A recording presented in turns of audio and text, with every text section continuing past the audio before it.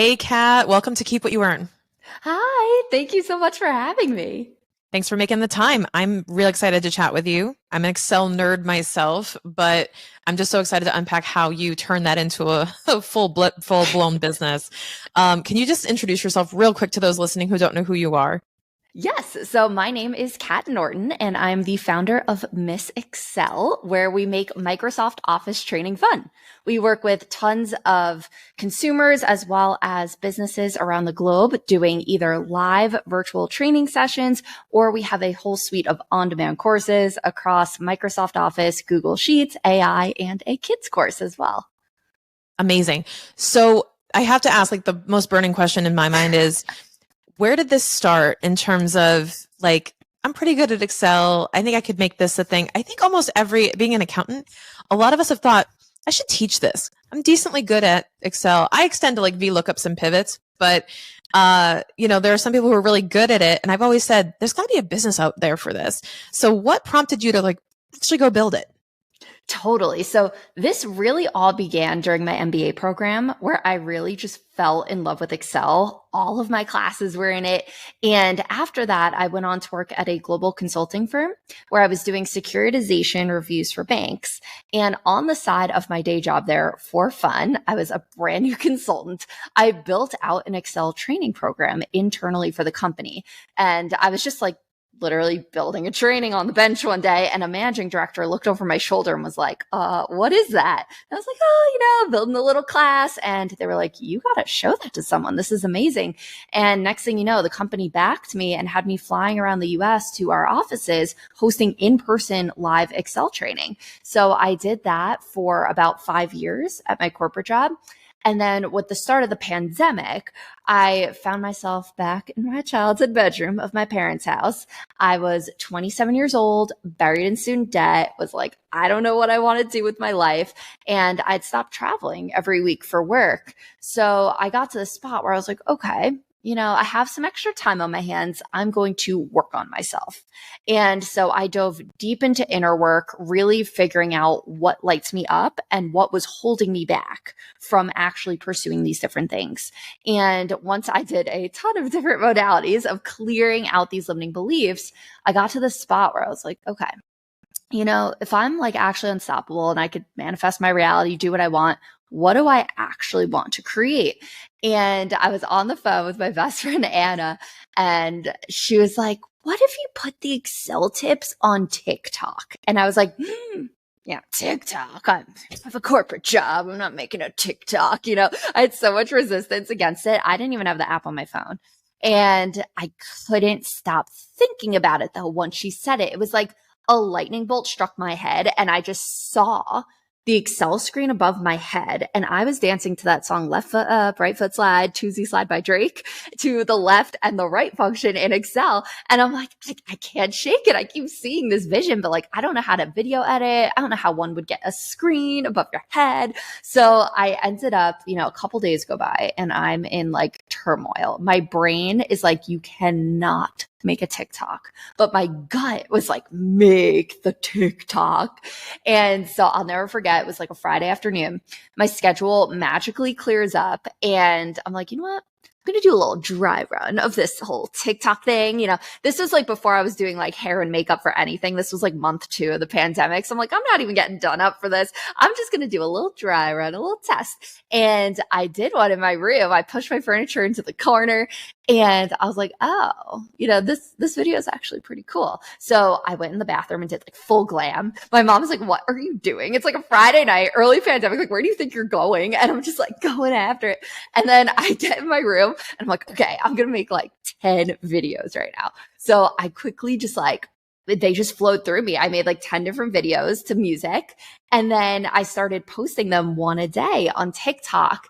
And by the 4th video, it reaches 100,000 views. And this is where I didn't tell anyone I was making this TikTok. This was like my secret TikTok because I was like, all right, no one can know I have this. We're just going to play around here. Next thing you know, this video gets pushed to like everyone I work with at my consulting firm. I'm like, oh my gosh, I'm getting these texts like, is this you? And I'm like, oh, I don't know. Is it me? I don't know. And Oh my God. so then at that point, 2 videos later, my 6th video, the CEO of an IT company reaches out and is like, hey, I love your teaching style. I'm looking to create G Suite training products, so like the Google version of everything I was doing for students, parents, and teachers, because this is when all the schools were going digital. And I was like, well, clearly I'm a Microsoft gal, but I can figure out these products too. So I gave him an hourly rate. And next thing you know, I was cranking out videos for this guy after work and selling them back to him. I was still making the Miss Excel content because it was just lighting me up, and it started growing a following. And then I was still working my day job, like 40, 50 hours a week too. But I was just like, I remember being so happy because it was just so exciting, And then within a few weeks, I had my first video go viral on TikTok, and I looked down and I had 100,000 followers pretty much overnight. And then I had, everybody being like, well, TikTok's going to get banned. And so I was like, all right, I will, hedge my risk here. So I made an Instagram account as well, and then kept going viral on Instagram, TikTok. Next thing you know, it's like October 2020, a few months later, I had a few 100,000 followers across the platforms, 0 product, 0 lead magnet, 0 mailing list, was just doing my thing. And a business coach slides in my DMs and was like, hey, I noticed you have like a huge following, 0 product, no link in your bio, like nothing. And I was like, oh, touche. So I quickly set up a little guide that started growing a mailing list. And I was like, okay, the people are asking for an Excel course. Like this is the next step for me. So I took 2 weeks off from my day job. It was vacation in my living room. And I built out the most fun, engaging, cool Excel course. Cause if you see my content, your girl cannot have a boring course. And so I went through and built this course over a couple of weeks and started selling it Black Friday of 2020. And then by January of 2021, so 2 months later, it was bringing in more money per month than my day job was. So At that point, I was like, well, I would be dangerous with 40 hours back in my week. I was like, maybe I just need to take this leap of faith and just quit my job. So I did. And so I quit my job in January of 2021. Everyone was kind of like, what the heck are you doing? Really? You too? Yeah, same exact. Yeah, that was the same month I quit. Wow, we're on the very similar trajectory. Yep. Yeah, it's so cool. So yeah, I quit my job and took this full time. And then shortly after, I built out 9 more courses across PowerPoint, Outlook, OneNote, Teams, all the other ones, and started bundling them together and selling it. And when I first quit, the business hadn't even reached 6 figures yet.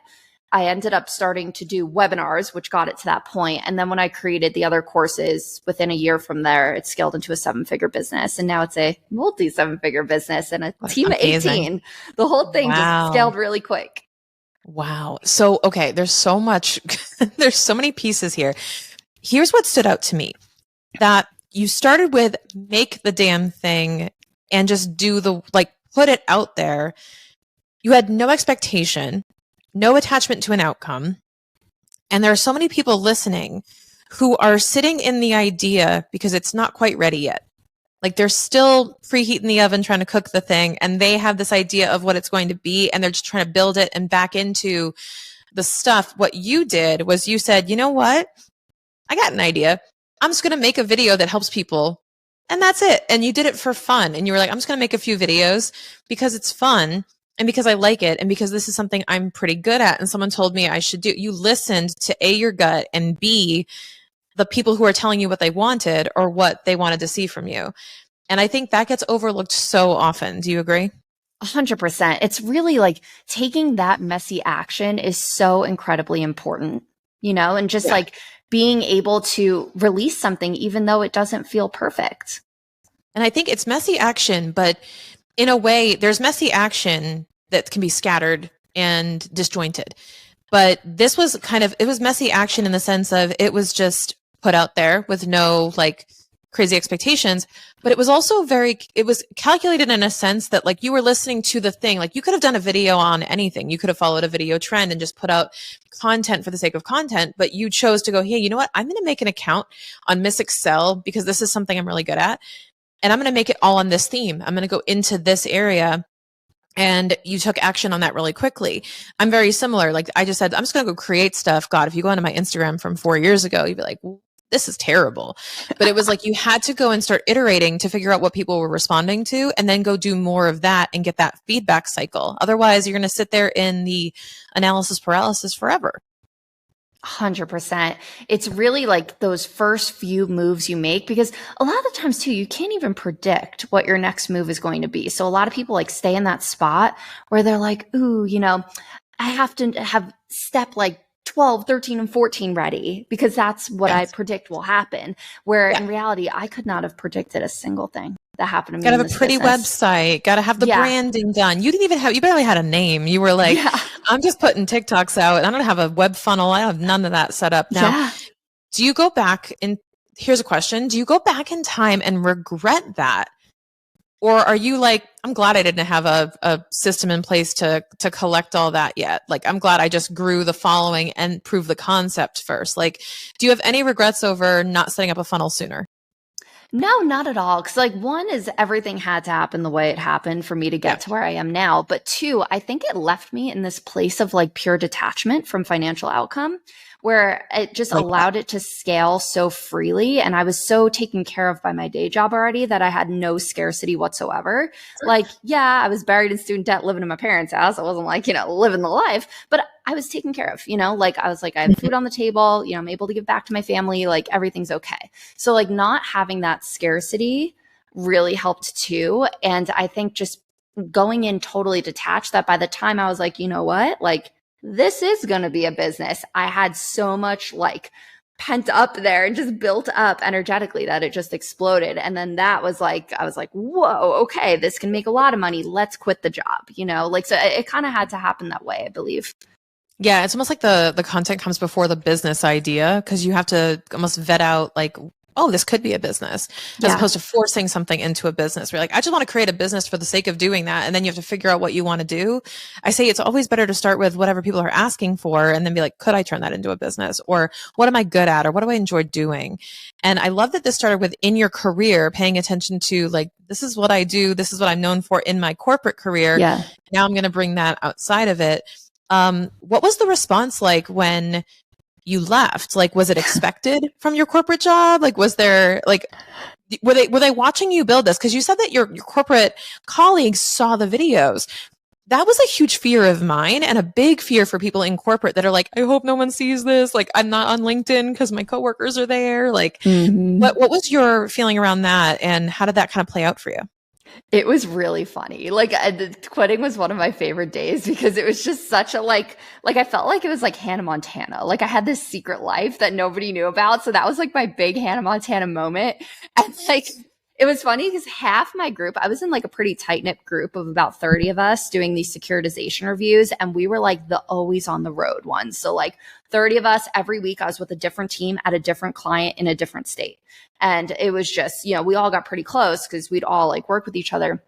And I'd say about like half my group knew and was like, "Aw, cute. She has a TikTok." And then the other half had zero clue. So when I was making my phone calls that day, like I was like, "Hey, Steve, do you know about me on the internet?" And so they're like, "What?" Where other people, what are you going to do? Like, oh, you're leaving. Like, what are you going to do? And it's like, Google me. Yeah, it's like my own company, but it was like, and this was before I had any press or anything. Like it was really still like I hadn't made six figures yet. It was definitely in the baby phase. But they were so supportive. Like it just, they were incredible. Everyone was like, "Go get it. Like you're going to have a Ferrari one day." Like they were really sweet. Which made it so much like nicer. And they're, if you ever want to come back. And then it was funny. The company actually hired me back as a vendor and now pays me to do Excel trainings at the company, which is nice. Ain't that a plot twist? I love it. Yeah. Well, that's smart of them. They're like, and we know she's good at this. So one would think that, okay, here's an interesting thought too, because like it's crossed my mind, and I've had coworkers much like you who are like, there's always an Excel whiz at the table. I worked in consulting for 6 years. I'm like, there's one person who you give the tables to that person. You're like, have Kat go do that for you, or ask Kat how to do that. And I know this person in the consulting firm. Like I kind of like picture this persona, and there's always those people going, you should like make courses about this and do that. And no one ever does it. And I'm like, why not? And I'm thinking too, did you ever go through this process of, well, a lot of people know this. Like, why would I teach it? You know, there's plenty of Excel experts out there. There's probably tons of people who offer this training. You are not the first person to teach someone how to do a pivot table. So why you? Why then? Did any of that hold you back as you started it to think, well, who am I to be the person who offers this? Like, you know, there's plenty of other people doing it. So I think part of it when I started too was there was no one teaching Excel on TikTok. And when I first realized that, I was like, okay, do they not like Excel on TikTok? Is this the wrong audience? Or did I think of something cool? So like that was part of it. But really going into it too, like I was just having fun. Like it wasn't even, I had done a ton of inner work to get myself to a spot where I felt really unstoppable. I was like, I could do anything I want on the planet. What do I want to do? So I didn't have as much limiting beliefs at that stage of the game, but it was really coming into it being like, okay, no one's doing this. And what am I doing to make it different? I'm dancing in the videos. So like my first, 100 videos, it was all like, I didn't speak. And I was just dancing and the Excel was above my head. Like I remember the first time I spoke in a video, it was like years in and people thought I was British the whole time. And when I spoke, they're like, what? You're American? But like it just kind of like flowed out of me and was my own like fun, creative expression. And I've never seen someone dance to an Excel function. So I do think having your own like little twist on what makes you unique, that was like one of my first differentiators. And then the second I started opening my mouth and teaching, people were like, oh my gosh, like I want to listen to her. She's really engaging. She makes the subject really fun. And then now what we could do with our courses and everything with AI, like we make them really immersive. We gamify the experience. We build like worlds inside of Excel that you're going through to keep our customers engaged. So like I continue to grow my style to keep differentiating myself. But I think having that initial thing that, and I mean, it doesn't mean everyone has to dance, right? For me, like if you ask me what I love, it was Excel, dancing, and helping people. So combining those three was just like a really natural thing for me to do. And it felt really good. And then that authenticity shined through in the videos. And I think that's what really helped it jump off the ground. It does. And having watched your content too, I was like, I have never seen someone so excited to dance to whatever it is. Like you're just going under the thing and doing like the left and right pointing. Yeah. And I'm like, this is so well done because it's eye catching and it's engaging. But what I love about it is you didn't go Google how to create viral content. You didn't go and like learn something that's like, oh, you point and you move like this and you dance. It's like, I'm just going to have fun on video and do whatever I feel like doing. And it just translates. And I think that people miss that you have to be you. You have to like show your personality. And even if it's like not dancing to Excel functions, but it's doing something else, like it will resonate with someone and the people that you want it to. And I can't say that enough. It's so true. And I do the same thing with my content. Like I try to make accounting stuff relatively fun. I mean, you're listening to this, if you're listening right now, that we try to make it approachable. So I love what you do being similar because it's just like what is seemingly boring, which is spreadsheets, and actually kind of going, oh, that's interesting. I couldn't tell you how many of your videos, by the way, I send to my team. And I'm like, watch this. And I'm like, figure out how to do that. Like, we gotta do that. And so it's really helpful and it's bite size. When did you know that this was going to be like straight up business, like straight up, this is going to be my full-time thing. I'm going to grow a team. Like, was there a point where it clicked for you that this is more than a moonlighting TikTok situation and this is going to become an income generator? When I did my first webinar, I was still a one-woman show at that point. I was doing all the marketing, every video editing, creating the content every day on all the platforms. And it was around April of 2021. I did my first webinar and I think it pulled in around $50,000 in an hour. And that's where I was like, whoa, because at my corporate job, I was like just making six figures. And I was like, I just did that in an hour. What? And then I was like, imagine if I actually like tinkered with this and got this lined up. Like that was my first shot out the gate. So at that point, I was like, okay, there's absolutely something here. And then when I created more courses and got my price points higher, that's where we really started to scale dramatically. I love it. And, tell me about when you talk about iterating it and like putting the work in, what did that look like for you in terms of the the feedback loop of, okay, let's tweak this or tweak that? Like, were you measuring data, metrics? I know you probably had a spreadsheet on the background, but what did that look like for you to go, we got something here? And then what did you do next with it?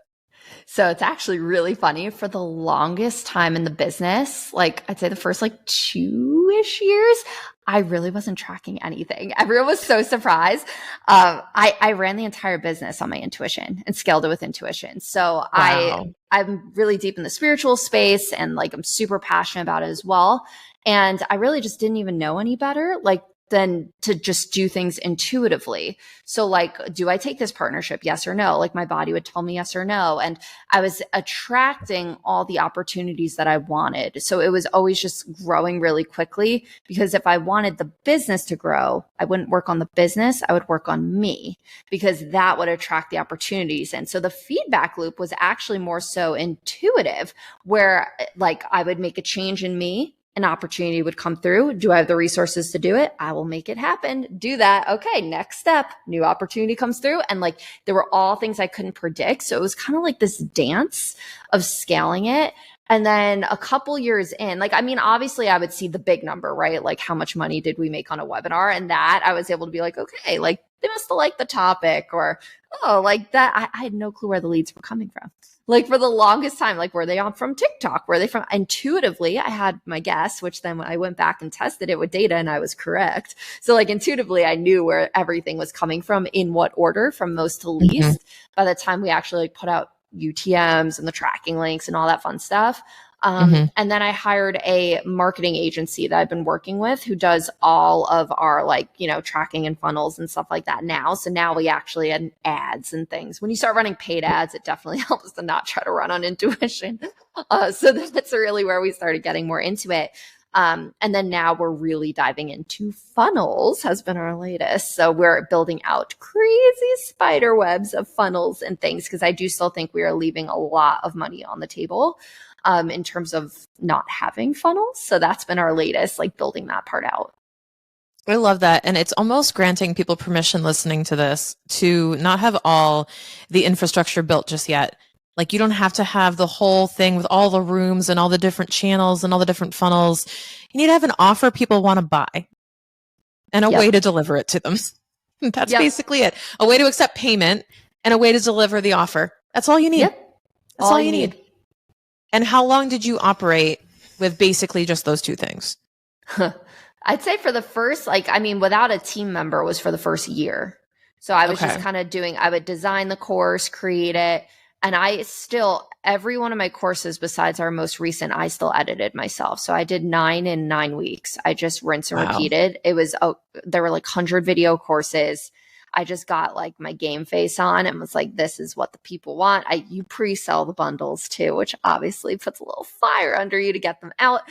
And I just got into like a flow state with course creation, and was able to really just like hone in, perfect the craft, and just get them rolling. So that, I'd say for the first year, I was running solo. And then I brought on a graphic designer to help with reel covers from the Philippines. My Jean, she's amazing. Still with me. We actually still have every single person I've ever hired. No one's ever left. And then we have the best team. And then we brought on, now we're a team of 18 between our corporate trainers. We have a sales team now that's been a more recent, under my partner, Mike. So he works with me full time as well. And he was just running our entire corporate division. So we had 250 corporate clients that he closed, from like Kraft Heinz, like huge companies, Enterprise Rent-A-Car, to smaller companies.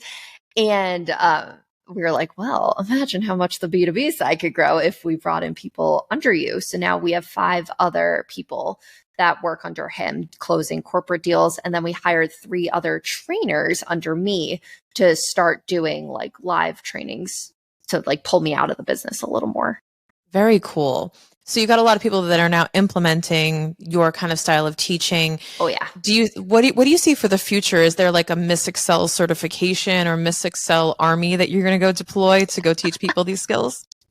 So, I really feel like with all the groundwork we just laid in the last like 6 months, we're about to quantum leap, like between 5xing our sales team, adding 3 more corporate trainers. So now we can be like doing things at all times, because Mike was booking me. Mike was the number 1 ranked sales rep in North America at the company he was with prior, and is insanely good at sales. So he was just selling me all the time. And I was like, oh my gosh, now I have all these trainings.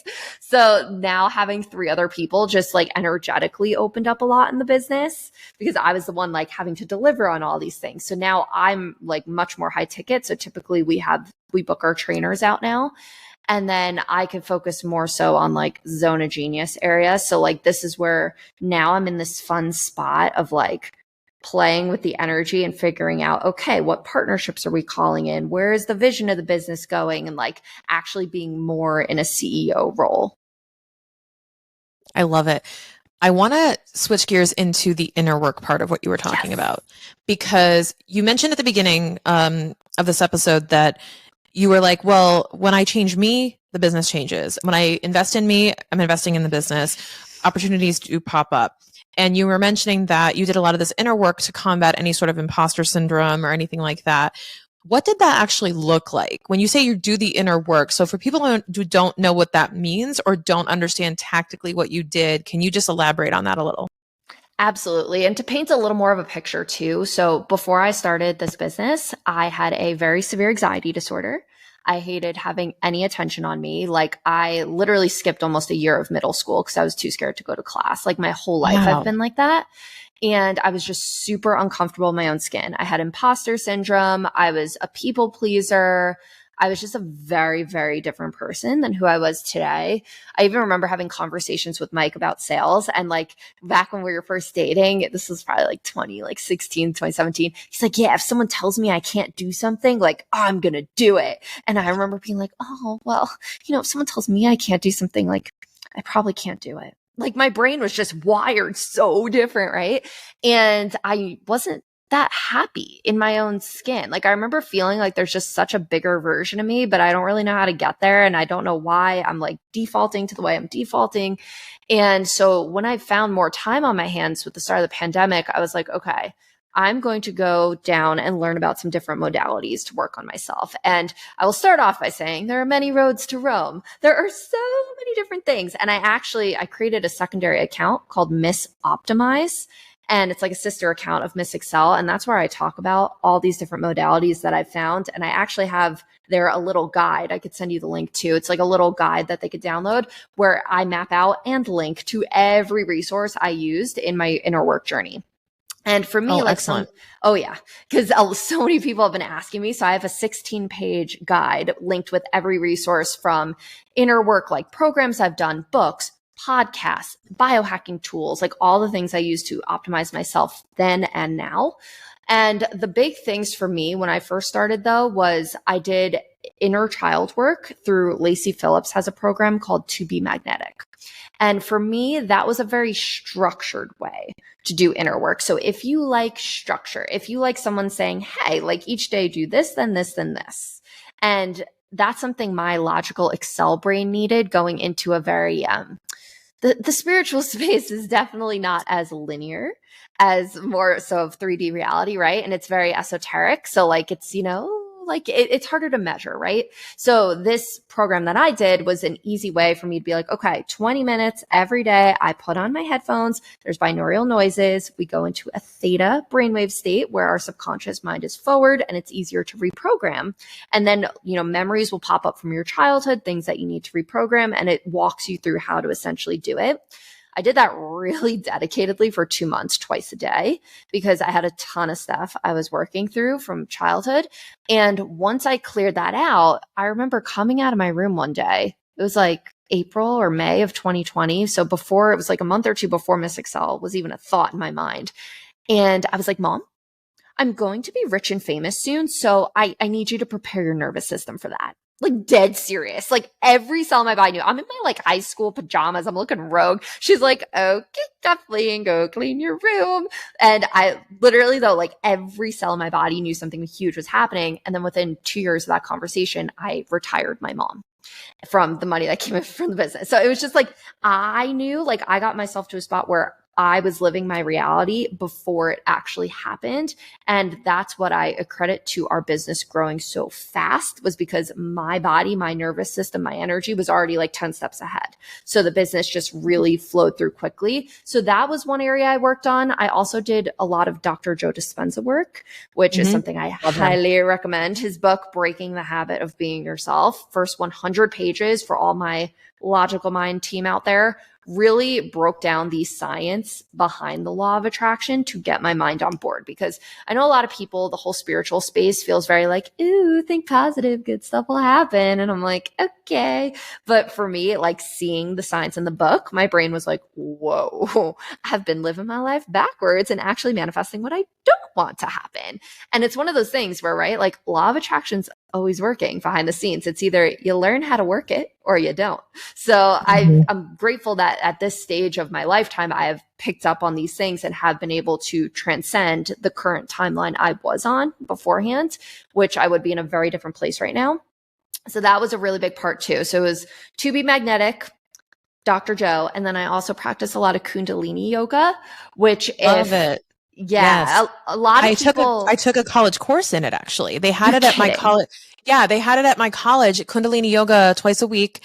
And I had never felt better after I had done that for a whole semester. It was Tuesday, Thursday for an hour and a half, and I got college credit for it. What college did you go to? Elon University in North Carolina. It's so That's random, so but it's cool. They would do yoga, and the yoga, they would teach you the practice of yoga and teach you the history of it. And they even had golf, yoga, racquetball. I know. They were these like mini classes you could take to round out your 150 credit hours as an accountant. So it was great. Wow. But that's amazing. I never hear people talk about Kundalini. Can you just tell people like what that is though? Yeah, absolutely. Yeah. So for me, the reason why I was so drawn to this particular practice, because there are so many different modalities in the meditation space and the yoga space. And biggest thing is finding one that resonates with you. For me, it was difficult initially because I have had my brain scanned and I'm quite often in high beta. And when you're in those high frequencies, it's hard to just shut down and, think about nothing and do your Headspace app for 5 minutes and relax. Like some people are already there and they're like chill people and they could do that. For me, like I got a lot going on upstairs constantly. So the cool part about Kundalini yoga is it takes mantra, which is sound, and movement and mudras, which is like hand positions. So you're essentially doing 3 things at once. You're like chanting or humming like a mantra or some like, some nice tunes, right? And then we have movement going on. So you're doing like certain positioning. And then you also oftentimes have a certain gaze you're keeping or certain, different movement options there. And by doing so many different things, it would actually help me tap out because I'm focusing on, I'm like, okay, my hands are moving like this. I'm chanting this. I'm gazing at the tip of my nose. And those pieces would help me fall deeper into a trance versus, having to just think about nothing and feel like you're almost occupying each dimension into focusing on this. And I actually, like to this day, I remember it. I remember the chant from when I learned it in college and I say it before I go to sleep. Like I will lay there and I will hum it to myself, like in my brain and just say it over and over again. And it's like a lullaby because I remember that. Yeah. That has like never come up before. So that's really funny because I remember that. And I always forget like where I learned it. And I'm like, yeah, that's actually exactly what I do. I have this Ong Namo Guru Dev Yam. Ong Namo Guru Dev Namo. Yep. Yeah. In my, and I like think of it to myself because I remember the teacher singing it every time. It's almost like you remember a lyric, like you remember the lyric, like Om Namo, like it would always be repeating. That's really interesting. Yeah. Haven't met anyone else who's known that. Yeah. That's you tuning into the golden chain of teachers. So typically before any Kundalini practice, you chant Ong Namo Gurudev Namo, and that's connecting to essentially the higher source of teachers there. And it's also like a little bit of protection when you're doing these things. Because when you're working in the energetic realms, it's always good to be protected. And there's also the protection mantra. that we do. And I do this before every single webinar. So I've integrated a lot of my Kundalini practice into the events I do now. Because for example, if I am hosting a training and we have like, you know, like 5, 10, 15,000 registrants and thousands of people live, like you bet I am protecting my energy before I'm going in there. So I got crystals all around me. I like latest thing they have me putting, I do biofield tuning. So I have someone with tuning forks working on my field, and she had recommended having a little dish of salt water and like black stones under my computer to absorb any negative energy. Because all I used to have was my cup of water that I was drinking up there. So I'd be like drinking that energy. Oh gosh. So like I do like little spiritual practices that I integrate into business. And then I always do tuning in and a protection mantra every single time, like about 2 minutes before I go on, to one, protect like the container of energy that I am hosting and holding, because there are sometimes people that will come in, and now we have bouncers at our webinars, but there's, you know, been times where people who, you know, are definitely a little bit troubled would come in and, you know, start cursing in the chat or like doing some wild things. So that's where like I always try to make sure I can, at least on my end, cultivate a high frequency space. So people coming in, one, feel really good and really safe and really in a spot to learn. Because if people are in fight or flight, obviously they're not learning. So I want to make sure everyone feels really good and safe. So that's stuff that I do before going in that I leverage from my Kundalini practice. Love it. So you mentioned like law of attraction stuff, Joe Dispenza. You mentioned the, was it Be Magnetic? Yeah, to be magnetic. Okay. To be magnetic. So when you were mentioning that, I was thinking, okay, wait, so you told your mom, I'm not going to let this one go. You told your mom, like, I'm going to be rich and famous, prepare your nervous system. But here's the thing, that was before Miss Excel manifested into what it is. So here's my question, because we were talking about this before, where you were like, I just made the video, I didn't know what was going to happen. Like, did it ever connect for you that like, this is the thing that I kind of visualized, or I was thinking about? Like, did you ever like connect the dots on, this is the thing that's going to make me rich and famous? And like, did that go into you creating, or was it like almost totally just coincidental and it never even crossed your mind that that was connected? Yeah. I mean, until it started making money, it didn't really connect, because I actually tried starting 3 businesses at once. So I had Miss Excel on social. I was also going to start doing corporate trainings to Mike, my partner's small business network, because he had a huge small business network. His day job put the kibosh on that real quick.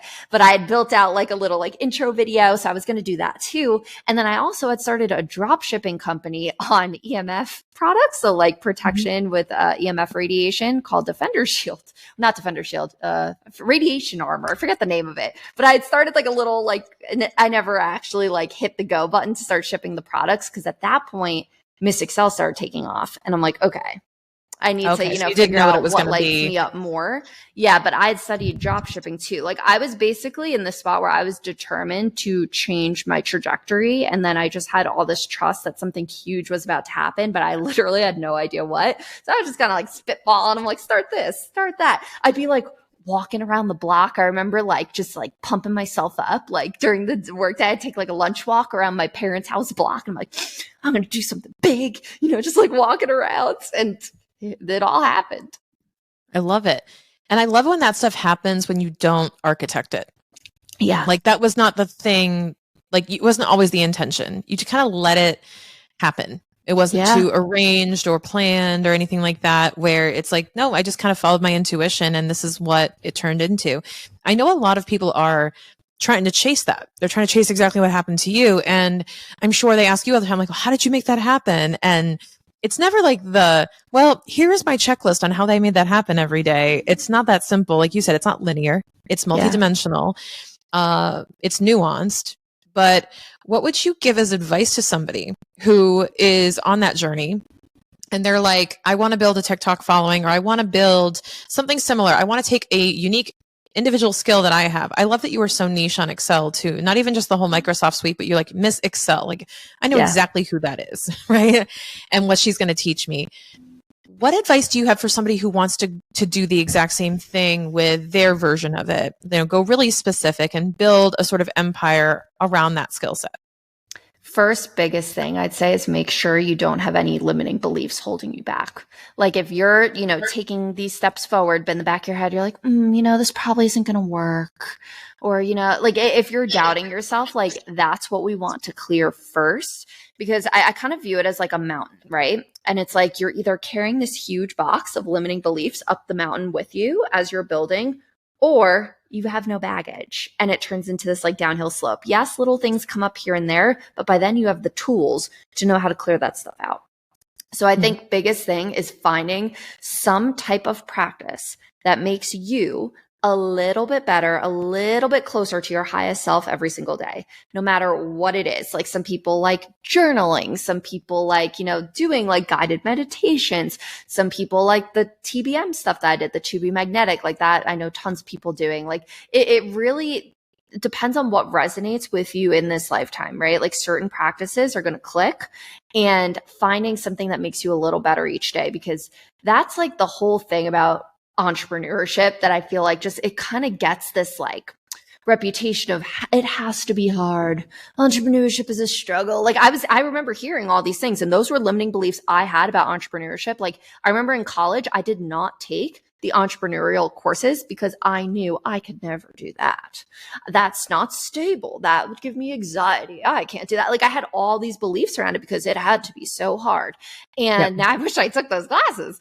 But like I came out, and like once I cleared all those beliefs, I was like, oh, those are not mine. First of all, right? Like those are things that were conditioned into us. And then when you clear your limiting beliefs, it doesn't have to be hard.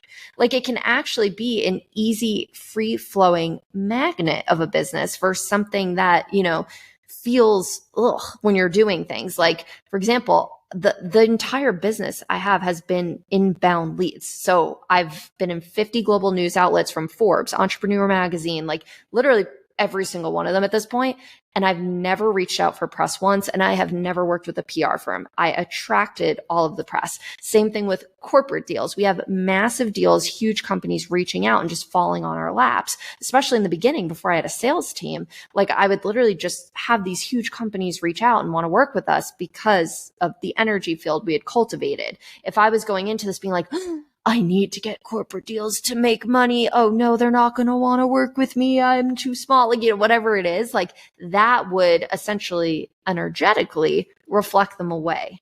So like understanding too the different laws of the universe, right? And like law of detachment, especially in those cases, is, going in there and making sure you are not accidentally reflecting out what you don't want to happen.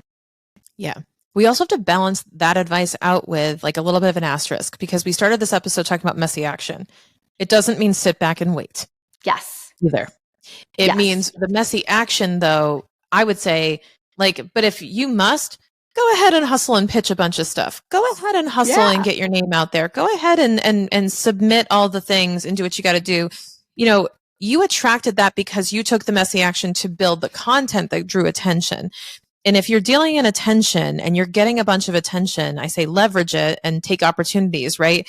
But if you're out there trying to create attention, there's nothing wrong with your version of creating attention being going out there and pitching yourself, getting in front of people, and not being afraid to look stupid. Yeah. That's a big part of it too. I think the where I kind of find of like when it's time to sit back and when it's time to take messy action is if you know the step to do or not. So if you, for example, have this burning like push, like ping to do something, that's when I'm like, okay, it's time to take the action. If you don't know what the action is, then I'm like double down on the inner work, because then you will intuitively know what to do. So that's kind of like the game with it, right? So it's like finding like if you know the next step, like best do the step. But if you don't know the step, then I'm like, or it's something's just unclear, then I kind of go back and double down inward and be like, okay, like, why is it unclear? Oh, my subconscious is blocking it. Why is it blocking it? Well, I have this limiting belief that I can't do it. Well, if you're sitting there being like, I can't do it, I can't do it, I can't do it, the magical idea of how you're going to do it might slip in, but you're going to reject it. So it's really like, that's where I kind of like flip back and forth of like, okay, if you know the step, you take the messy action. But if you don't know the step, then it's like, all right, let's figure out why I don't know the step, or why I haven't attracted the resource to show me the step.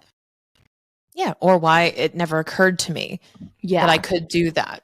Because I think there's a lot of stuff that's out of our realm of knowing what to do. Like, I didn't know how to start a podcast. I didn't know I was going to have a podcast. And then it's like when that enters your conscious, because you're seeing other people doing it and you're like, I could do that. Sometimes all it takes is seeing somebody else that you're like, oh, if they can do it, I can do it. And it brings it back into the conscious of like, wait a minute, like there's actually a list of actions I can do and I can actually make that happen. And it just takes that breakdown. And the same goes with what you teach. It's this idea of like, even with Excel, it's like, I don't know, I could do that. And you're bringing that into people's conscious as well to be like, hey, you're capable of doing all these different fun tricks. I'll show you. Come with me. I'll show you the way. And that's why your content's so approachable and why it's really effective is because people feel like instead of making me feel stupid for not knowing this, you're bringing me along in your journey and saying, hey, here's something I learned that you could actually use and make your life easier. And it's in service. It's always in service. I think that's the biggest thing too, is that you're always going to come from that place of you were never like, buy my stuff. And by the way, behind the paywall, here's a bunch of information. You were like, here's information, have at it. And call me if you need me. Yeah. Yeah. Totally. Because you believe you didn't have to gatekeep it. And I think that's another big mindset thing is you don't have to gatekeep information, guys. People will pay you because you're you, not because of the information you know. You know, AI, ChatGPT, I can ask it questions, but if I want Kat to explain it to me, I'm going to pay you regardless. Absolutely. And I think that's like a big thing too, is like we're constantly giving out free content, whether it's across social media. I every month host free live Excel classes that are an hour long. We do a different topic every time. I'm giving them free workbooks, free practice files. Like for everyone who comes live, we are just constantly giving out free content because also it's like a little taster too of like one, who you are as a person, but two, like who you are as a teacher. So that's really where when I have people on my free live classes connecting those dots for the first time on like how to do a VLOOKUP and making it, or I show them like an advanced use of the XLOOKUP function that they've never seen before. That's where they're like, ooh, you know, I actually might have some things to learn from her. And then we give them an incredible deal on our courses and our bundles when you do attend those live free classes. And we make it a really easy, affordable decision to continue learning with us. So it kind of just creates and like fosters that relationship when you are putting out so much free content to just genuinely help people. And speaking of that, okay, you've got free content like crazy, but I know you got some free trainings, you've got some other stuff. Where should people follow along with you if they want to learn more and follow your journey, but also find out what you're up to with regard to trainings and so on? Absolutely. So I am miss.excel. So it's miss.excel on TikTok, Instagram. We are across all the social media platforms now. And we do host free live trainings every month. So I'll share with you guys the link to join those. We have our upcoming next one, which I believe will be a deep dive into lookup functions. And then you can also find me if you're into the whole inner work space on miss.optimize. And that's on TikTok and Instagram. And that's where I'm constantly pumping out tons of different productivity hacks and ways to leverage energetics to actually grow a business and build something that you love. So I also have a little resource guide that I'll link over to you too with all those resources I was discussing prior. Amazing. All that's going to be in the show notes, guys. So just scroll down in your podcast app and go click on those to follow along with Kat and Miss Excel. Kat, thank you so much for joining me today and having this conversation. It's been so enjoyable. Thank you. This has been a blast.